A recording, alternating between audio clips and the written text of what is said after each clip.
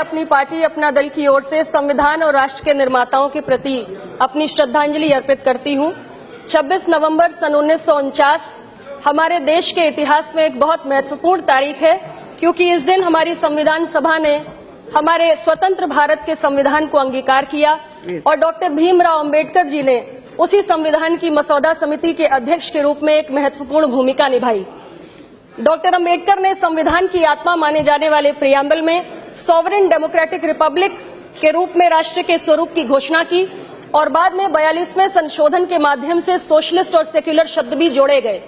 Liberty, equality, fraternity के मूल्यों के साथ भारत के संघीय ढांचे को स्वीकार किया गया और इन तमाम बातों के बीच में बाबा साहेब अंबेडकर ने राजनीतिक लोकतंत्र के साथ साथ इस देश के अंदर सामाजिक और आर्थिक लोकतंत्र कायम करने का एक बहुत बड़ा सपना देश के समक्ष रखा। आज 2 दिनों से इस सदन के अंदर चर्चा चल रही है और मैंने बहुत सारे माननीय सदस्यों के विचारों को सुना, बहुत सारे सवालों को इस सदन के अंदर उठते हुए सुना। बाबा साहेब अंबेडकर बंगाल से जीत कर आए या बॉम्बे प्रोविंस से जीतकर, बाबा साहेब अंबेडकर को चुनाव किसने हराया, कितनी बार हराया, मसौदा समिति का अध्यक्ष बनाने का श्रेय किस पार्टी को जाना चाहिए, सेक्युलर कौन ज्यादा है और कौन कम है, और यहाँ तक कि हिंदी भाषियों की तुलना कौओं से भी कर दी गई।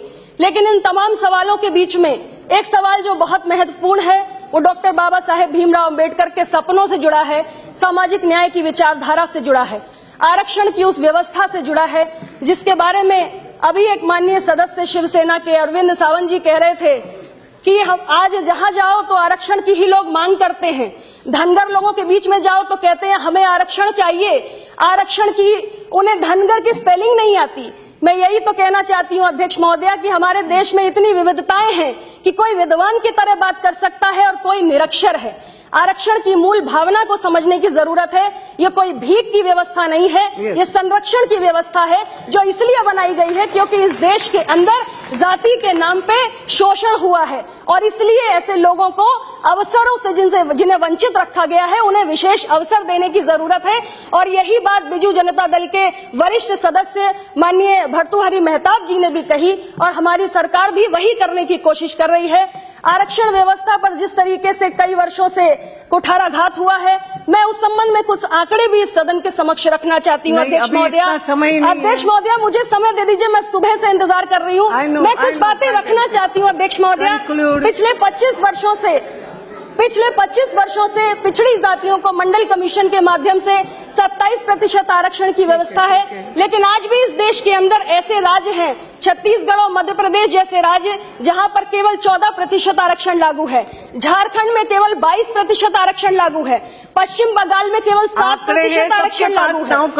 अध्यक्ष महोदया, आज देश की क्लास 1 की नौकरियों में दलितों की भागीदारी केवल 12% पहुंच पाई है और पिछड़ी जातियों की भागीदारी केवल 5% पहुंच पाई है। यहाँ तक कि निचली अदालत से लेकर सर्वोच्च अदालत तक आज पिछड़ी जातियों की और दलित जातियों की भागीदारी नहीं सुनिश्चित हो पाई है। अध्यक्ष महोदया, देश के उच्च शिक्षण संस्थानों में एसोसिएट प्रोफेसर से लेकर वाइस चांसलर तक दलितों और पिछड़ी जातियों की भागीदारी आज केवल 2% पहुंच पाई है। इसलिए और यहाँ तक कि आज हमारी सरकार के केंद्र स्तर पे ये हालात है अध्यक्ष महोदया कि सेक्रेटरी के स्तर पर शेड्यूल कास्ट के 5, शेड्यूल ट्राइब के 3 और पिछड़ी जातियों का केवल 1 IAS अधिकारी है।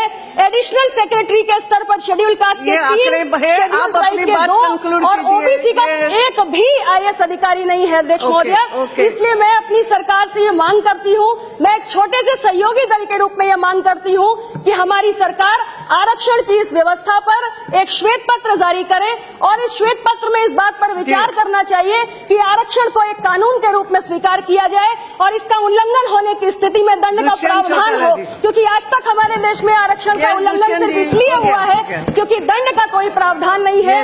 और इसके साथ ही तो अपने आप बंद हो जाएगा। यस।